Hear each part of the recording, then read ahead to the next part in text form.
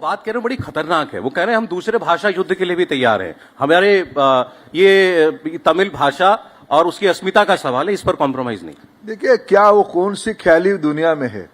माननीय प्रधानमंत्री पहला नेता है जिन्होंने तमिल साहित्य की सबसे पुरानी एक ग्रंथ तिरुकुरल को ले जाके सिंगापुर में फर्स्ट इंटरनेशनल तमिल सेंटर बनाई है।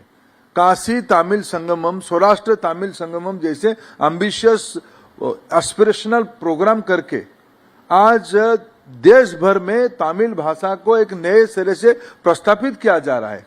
और माननीय प्रधानमंत्री शायद 100 बार से ज्यादा बार ये कहा है तमिल भाषा दुनिया की सबसे पुरानी भाषा है। और इस बार हमने जो काशी तमिल संगमम आयोजन किया उसमें हमने काशी में उसको थीम क्या रखा है, ऋषि अगस्त्य जी के बारे में उसको केंद्र बिंदु बनाए हैं। ऋषि अगस्त्य जी कौन थे? तमिल ग्रामर के प्रणेता थे। वहां की जो इंडियन मेडिसिन चलता है वो सिद्ध मेडिसिन को प्रतिष्ठाता थे।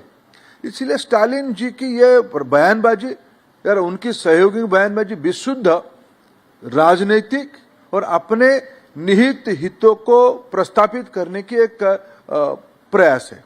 सिर्फ रिकॉर्ड के लिए इस विषय पर अंतिम बात सर, एनईपी में कहीं भी हिंदी मैंडेटरी हो ऐसा कहीं नहीं है? कहीं भी नहीं है। कहीं भी हिंदी कोई भी भाषा, भारत में 22 शेड्यूल लैंग्वेज है, ये उतने में अटकती नहीं है। भारत में सैकड़ों भाषा है जिसकी स्थानीयता महत्व रखता है। जैसे मैंने कहा पूरा भारत की आदिवासी इलाका में वहां सबकी एक एक स्थानीय भाषा है। भारत सरकार के प्रयास रहते हैं उस भाषा तक पहुंचना। एनईपी की प्रमुख रिकमेंडेशन मातृभाषा आधारित शिक्षा। भारत में प्रधानमंत्री जी ने और आगे जाके बात कहा है, भारत की सभी भाषा राष्ट्रीय भाषा है।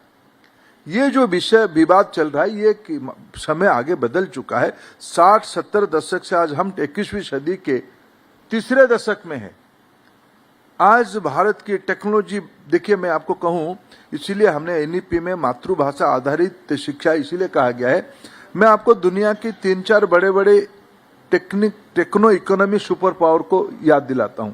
Japan, German, Israel, even China, ये सब अपना एडवांस इनोवेशन, एडवांस रिसर्च अपने अपने मातृभाषा में करते हैं। तब जाके ये क्रिटिकल थिंकिंग उन बच्चों में आ पा रही है।